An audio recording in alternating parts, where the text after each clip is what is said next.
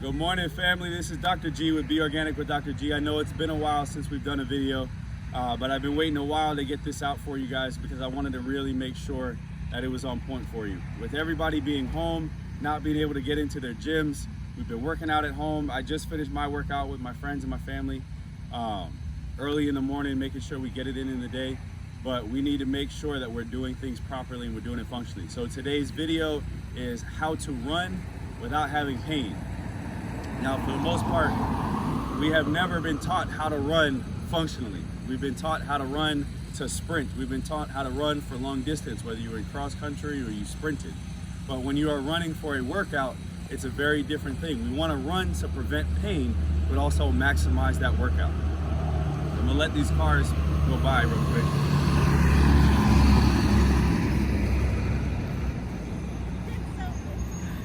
So what we want to do when you're running, two mistakes that most people make is they run on their heels. So if you're getting headaches when you're running, it's most likely because you're stomping on that heel.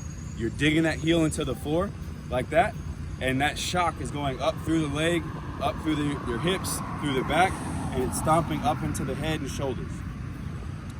Second mistake people make is they do this shuffle run, where they're not actually really generating a lot of energy. They're not using a lot of energy. They're trying to conserve energy. Usually this is when you're trying to go really far distances, between 3, 5 miles, 10 miles. I'm not a distance runner, so those mileage are long distance for me. So if you see, or you look at your run, how you're running right now, if you're running like this, that's not how we want to run. Your knees are only going in front of the body. The leg never goes behind you, which means you're never activating that posterior part of your chain, which means you're never propelling yourself forward. And if you're trying to take those long strides and you're going like this, you're still running like you're in a seated position. Again, you're not using that posterior chain. So two things that you can do to try to run a little bit more functionally.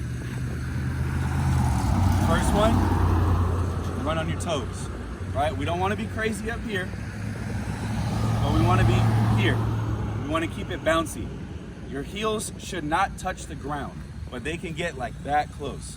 So when you're running like this, our bodies are meant to be shock absorbers, right? Our calves are big shock absorbers. Our knees, our legs, our spine, they're all shock absorbers. So if we can absorb that bounce, it makes it easier. Second thing, keep your shoulders down. A lot of times I have patients that'll come in and say their shoulders get really tight and start to cause a headache again.